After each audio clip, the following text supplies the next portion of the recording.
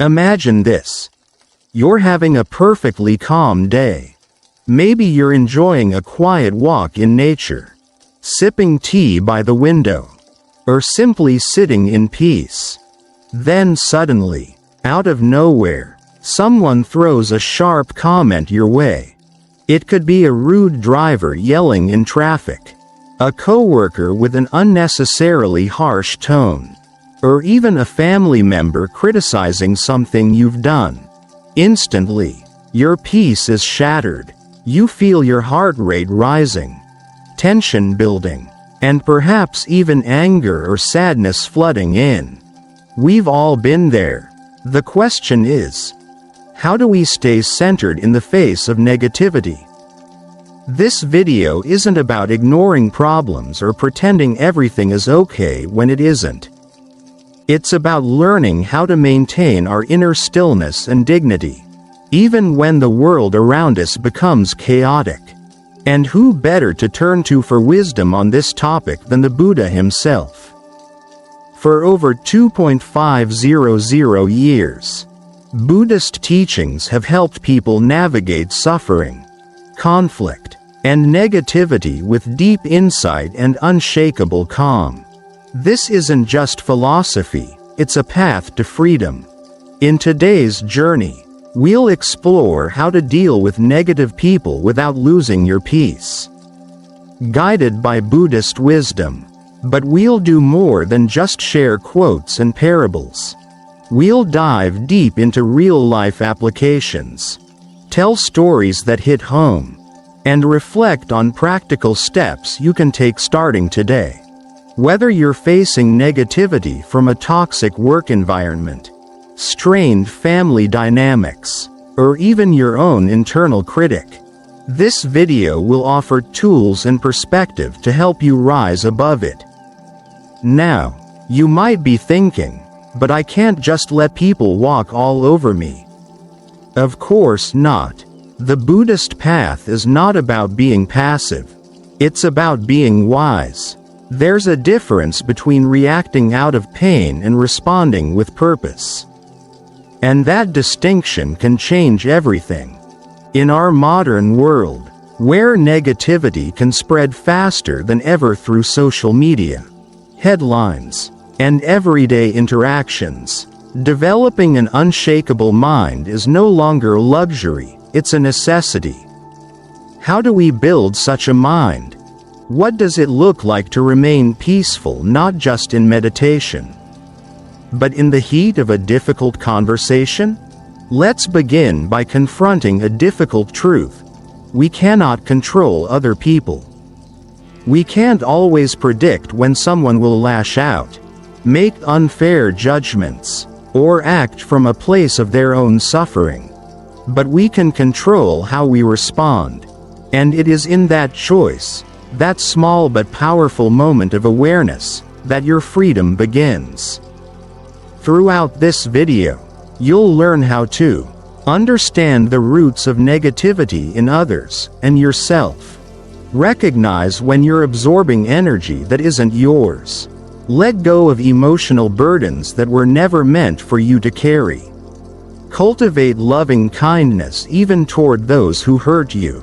Set wise boundaries without falling into resentment. Practice techniques to keep your inner peace. Even in the storm, you'll also hear stories from Buddhist traditions, some ancient, some modern, that reveal how others have handled negativity with grace and strength. These stories are not fairy tales. They are powerful reminders that peace is possible, even in the midst of difficulty. As you listen, I encourage you to reflect on your own life. Who or what brings up negativity for you? How do you usually react? What would it look like to meet that same situation with equanimity instead of emotional reactivity? Maybe there's a colleague who always finds something wrong with your work. Maybe there's a loved one who doesn't know how to express love except through criticism. Or maybe the negativity is subtler, the nagging voice in your own head that says you're not enough. Wherever it shows up, Negativity has one goal: to pull you out of the present moment, away from your natural state of peace. But here's the good news: you don't have to follow it. You don't have to pick up what others throw at you. And you certainly don't have to carry it with you for days, weeks, or years. You can learn to notice it, understand it, and let it pass like a cloud in the sky. As Thich Nhat Hanh once said, "When another person makes you suffer, it is because he suffers deeply within himself, and his suffering is spilling over. He does not need punishment, he needs help." That's the message he is sending. This doesn't mean you excuse harmful behavior. It means you don't become part of the cycle. Instead of echoing the pain, you become a mirror of understanding. That is the power of true spiritual practice, not in retreating from life, but in transforming how we meet it. So, are you ready to walk this path? Not just to learn how to avoid negativity, but to become so grounded in peace that nothing can shake you? If so, stay with us until the end. What you'll learn here could change the way you see yourself and others forever. Let's begin. One of the fundamental insights from Buddhism is the understanding that negativity is rarely about you. It is a reflection of the inner struggles that others are going through. When someone acts out of anger, criticism, or unkindness, it is often an expression of their own suffering. They may not even realize that their words or actions are projections of their internal pain. To understand this is to unlock the first key to mastering the art of dealing with negativity. In Buddhism, suffering arises from attachment, ignorance, and craving. It's our attachment to things, people, or even our own expectations that causes us to suffer when those attachments are threatened. Similarly, the ignorance of not seeing the true nature of things and craving what we do not have leads to frustration and negativity. When you encounter a negative person, what they are projecting is simply a manifestation of these same causes of suffering. Imagine that someone cuts you off in traffic, driving aggressively and without regard for others. Initially, you might feel your anger rise, perhaps even contemplating ways to express your frustration. However, when you pause and consider the situation from a Buddhist perspective, you realize that their actions are not a personal attack on you. Instead, they may be driven by impatience, fear, or a need for control in their own life. They, too, are struggling with their own attachments and ignorance. When you shift your focus from yourself to understanding their suffering, your initial anger may begin to dissipate. A Buddhist story can help illustrate this further. Two monks were traveling together on a pilgrimage. As they walked along a river, they encountered a woman who was struggling to cross. The elder monk, without hesitation, helped her across the water. After several hours of walking, the younger monk, upset, finally asked, "Why did you carry that woman?" As monks, we are not supposed to touch women. The elder monk, with a calm demeanor, replied, "I put her down hours ago. Why are you still carrying her?" This story carries a powerful lesson for us all. We often carry the weight of negative encounters with others long after the situation has ended. When someone criticizes you, insults you, or treats you unfairly, how often do you replay their words in your mind? In holding on to those negative moments, you become like the younger monk, continuing to carry the burden of something that should have been left behind. Buddhism teaches us the power of non-attachment. Let go of negative words and actions as soon as they come. Acknowledge them, but don't allow them to define your peace. Buddhism teaches that suffering, or dukkha, is an inherent part of the human condition. It's not something to be avoided or denied, but rather understood and transcended.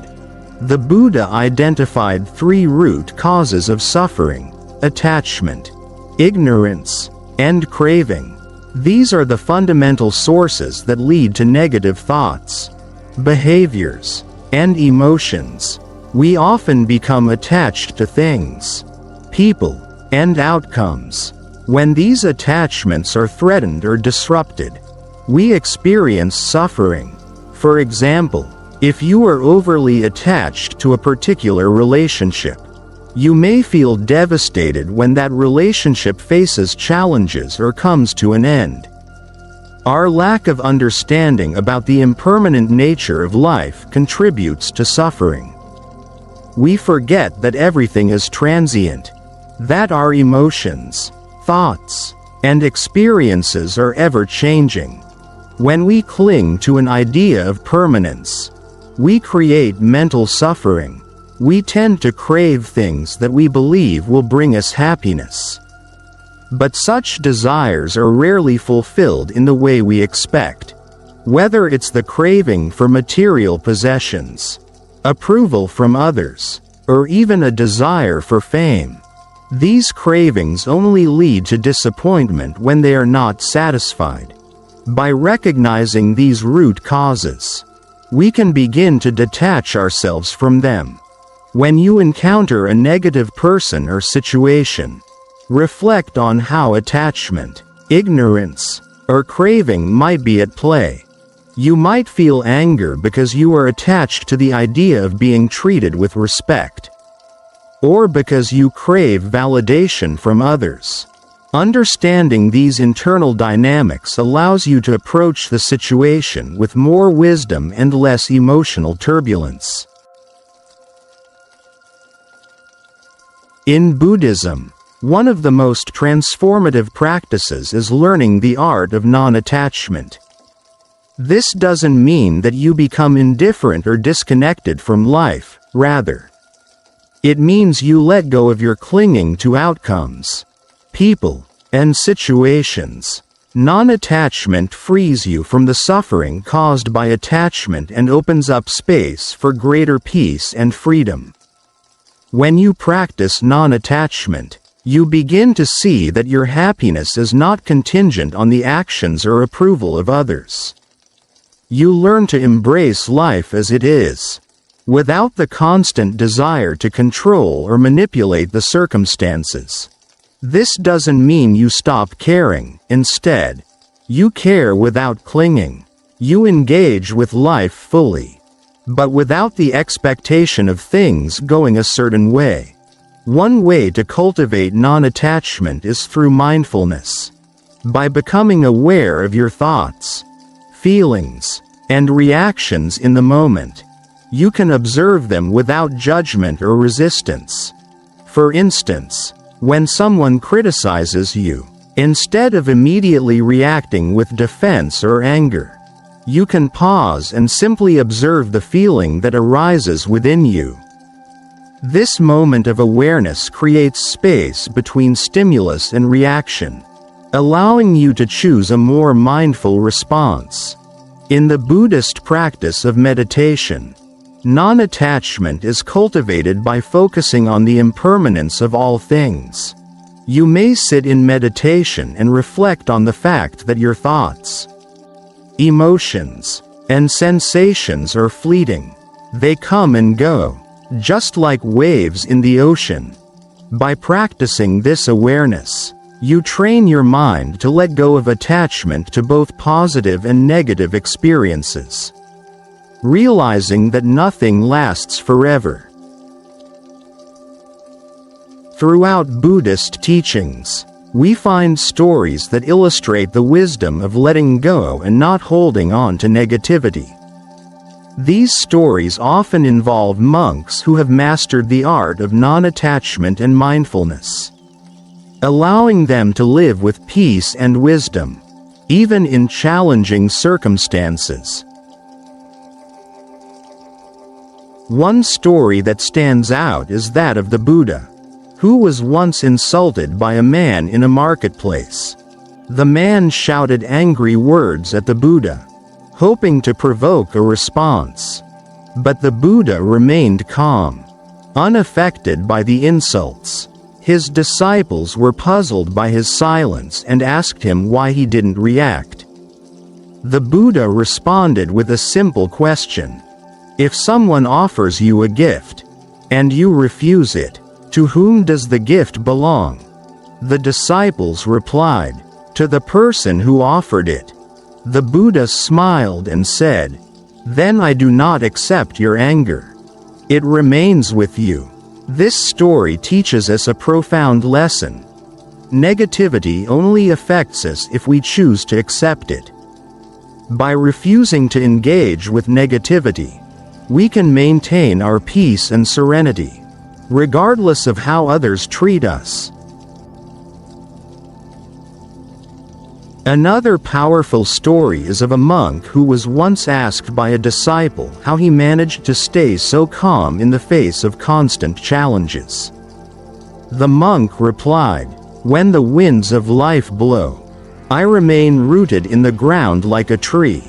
The wind may shake the branches, but it cannot uproot me. This imagery of a tree standing strong in the face of the wind is a beautiful metaphor for equanimity, the ability to remain unshaken by the storms of negativity. In Buddhism, one of the most transformative tools for dealing with negativity is compassion, or metta. It is the practice of loving kindness, an unconditional love and goodwill that you extend not only to those you care for but also to those who challenge you or hurt you. This is perhaps one of the most difficult aspects of Buddhist practice, as it requires us to move beyond the natural urge to retaliate or defend ourselves. The practice of metta is a form of active compassion. Instead of reacting with anger or frustration, you actively wish for the other person to be free of their suffering. It's not about excusing their negative behavior, rather, it's about recognizing that their negativity is often a reflection of their own inner pain and suffering. When you approach them with compassion, you are taking the high road, choosing peace and love over conflict and resentment. To practice metta, start with yourself. It's difficult to extend love and compassion to others if you haven't cultivated it within yourself. Sit in a comfortable position. Close your eyes, and take a few deep breaths. Now, repeat the following phrases silently or out loud. May I be happy. May I be free from suffering. May I be at peace. Next, expand your circle of compassion. Begin by sending loving kindness to people you care about. You can say, may you be happy, and may you be free from suffering, to friends and loved ones. As you feel more comfortable, extend this compassion to neutral people, and finally, to those you find challenging. With practice, this simple exercise helps you respond to negativity with kindness, rather than defensiveness. This approach may seem counterintuitive, especially when someone is being rude, hurtful, or disrespectful. But consider this. Every time you practice compassion towards someone who is negative, you are breaking the cycle of suffering. You are refusing to let their negativity affect you, and, in doing so, you free yourself from being ensnared by their emotions. The act of loving kindness does not only benefit the recipient but also brings peace and healing to you, the giver.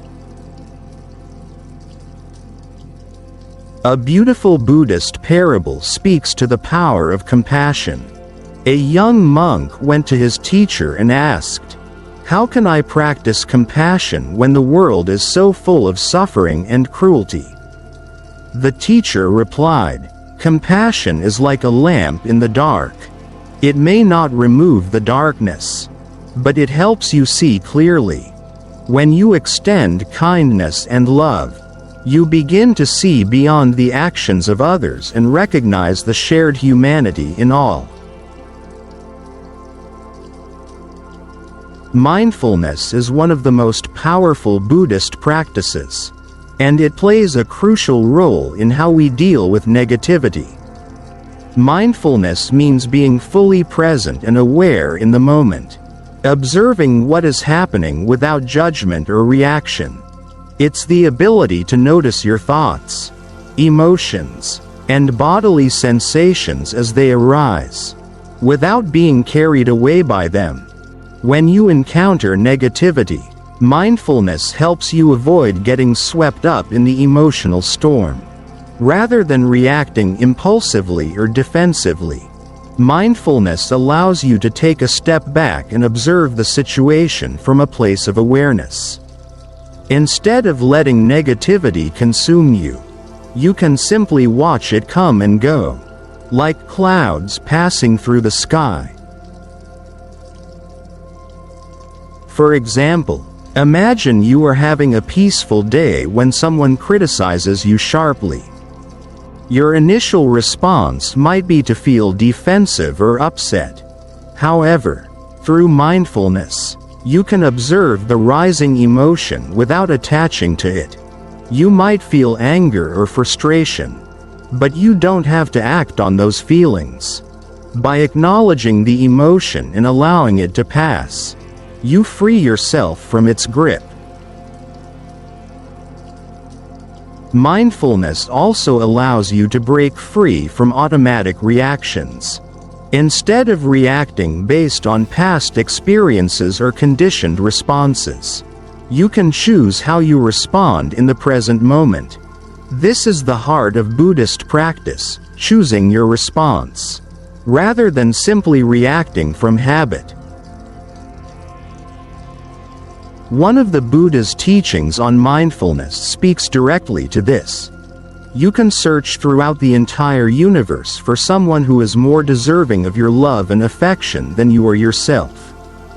And that person is not to be found anywhere. This reminder encourages us to treat ourselves with the same compassion and awareness that we extend to others. Equanimity, or upekkha, is the Buddhist practice of maintaining mental calmness, even in the face of adversity. It is the ability to remain unshaken, like a mountain, no matter how turbulent the winds may blow. Equanimity is the ultimate goal of many Buddhist teachings, as it represents a state of peace where neither praise nor criticism can disturb your inner balance. To develop equanimity, you must first recognize that the world is in constant flux. People will praise you, and they will criticize you. Situations will go your way, and sometimes they won't. But your happiness and peace do not need to depend on these external conditions. When you cultivate equanimity, you understand that your inner peace is not dependent on what happens around you. Instead, it is rooted in your ability to stay grounded in the present moment. Think of yourself as a mountain. No matter how strong the winds of negativity may blow, the mountain remains firm and unmovable. Similarly, you can face challenges with a steady mind, choosing to respond from a place of inner calm, rather than getting caught up in the storm. This is one of the key teachings of the Buddha. When he was insulted by a man in the marketplace, he remained calm. When his disciples asked him why he didn't respond, he shared a simple but profound lesson. If someone offers you a gift and you refuse it, to whom does the gift belong? The man replied, "To the giver." The Buddha smiled and said, "Then I do not accept your anger. It remains with you." This story illustrates the power of equanimity. By refusing to accept the negativity, we can maintain our peace. So far, we've explored the Buddhist wisdom of responding to negativity with non-attachment, compassion, mindfulness, and equanimity. But how can you apply these teachings in real-life situations? Below are some practical techniques and exercises that can help you deal with negativity in your daily life. Whenever you feel negativity rising, take a moment to breathe deeply. Focus on the sensation of the breath entering and leaving your body. This practice will center you and help you detach from the emotions associated with the situation. As discussed earlier, this practice can be particularly powerful in transforming negativity. Start with yourself and gradually expand your circle of compassion to include those who challenge you. In situations where you encounter negativity, practice observing your thoughts and feelings without judgment. Notice the urge to react, but pause before you do. This pause gives you the space to respond with wisdom rather than emotion. When faced with negative people or situations, perform a quick body scan. Pay attention to any tension or discomfort in your body. This helps you become more aware of your reactions and can prevent you from reacting impulsively. Over the years, I've had the privilege of working with many people from diverse backgrounds and cultures. One of the most challenging situations I encountered was working with a colleague who was constantly critical and negative. At first, I found it difficult not to take her comments personally. But over time, I started applying the Buddhist principles of non-attachment and compassion. Instead of getting defensive when she criticized me, I practiced listening with mindfulness. I observed my feelings without reacting. I realized that her negativity had little to do with me and more to do with her own struggles. Gradually, I began to approach her with compassion. I sent her loving kindness in my thoughts and started responding with patience rather than frustration. One day, after a particularly difficult meeting, she came to me privately and apologized for her harsh words.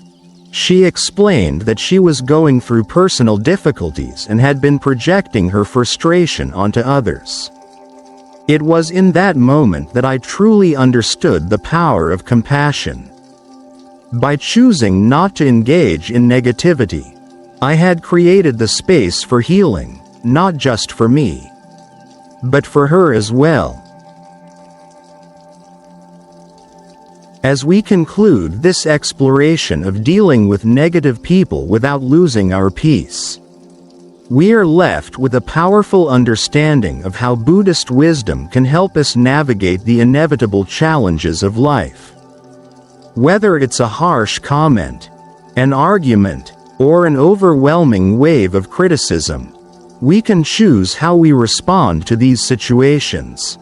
The key lies in understanding that negativity is not a reflection of our true selves and that we do not have to carry it with us. In Buddhism, we are taught to practice non-attachment, compassion, mindfulness, and equanimity, tools that help us rise above negativity and maintain our inner peace. By practicing non-attachment, we learn to let go of harmful emotions and experiences, freeing ourselves from the weight of negativity. Through compassion, we see the suffering in others and respond with kindness, rather than retaliation. Mindfulness allows us to observe our emotions and thoughts without being consumed by them, while equanimity helps us remain calm and grounded, no matter the external circumstances. The Buddhist path does not promise that we will never encounter negativity or hardship, but it does offer us a way to meet these challenges with grace, wisdom, and peace. The stories of the Buddha and his disciples remind us that we have the power to choose how we respond to the world around us. We can let negativity slide off us like water off a duck's back, or we can engage with it and allow it to disturb our peace. The choice is ours. Each time you encounter negativity, remember that it is not about you. The negativity you face is a reflection of the other person's struggles, not a judgment of your worth. Practice mindfulness to observe your emotions without judgment, and choose to respond with wisdom. Remember that silence, sometimes, is the most powerful response. When you respond with compassion, you break the cycle of negativity and create space for healing. The next time you are faced with a challenging situation or a negative person, reflect on these teachings. Ask yourself, how can I remain calm and peaceful in the face of this? What would wisdom, compassion, or equanimity look like in this moment? By answering these questions with a heart full of kindness and a mind rooted in mindfulness, you'll be able to walk through life with greater peace, regardless of the external turbulence. In the end, the power to stay peaceful in the face of negativity lies within each of us. It's not about controlling others, but about mastering ourselves, our responses, our thoughts, and our emotions. When we cultivate these Buddhist practices, we free ourselves from the chains of negativity and step into a life of true freedom and peace. I encourage you to take a moment and reflect on how you deal with negativity in your own life. Do you react with anger or defensiveness? Or do you pause and allow yourself to respond with wisdom and kindness? Think of the times when negativity has affected your peace. How could you have handled those situations differently? The next time you face negativity, try to apply the teachings we've discussed today. You might find that it's easier than you think to remain at peace when you choose to respond with mindfulness and compassion. If this video has helped you see the power of Buddhist wisdom in overcoming negativity, I encourage you to share it with others who may benefit from it. And if you haven't already, subscribe to our channel for more content like this on how to live a life filled with peace, purpose, and wisdom. Together, let's continue walking this path of inner peace and harmony. Thank you for watching, and may you always carry peace in your heart, no matter what the world throws your way.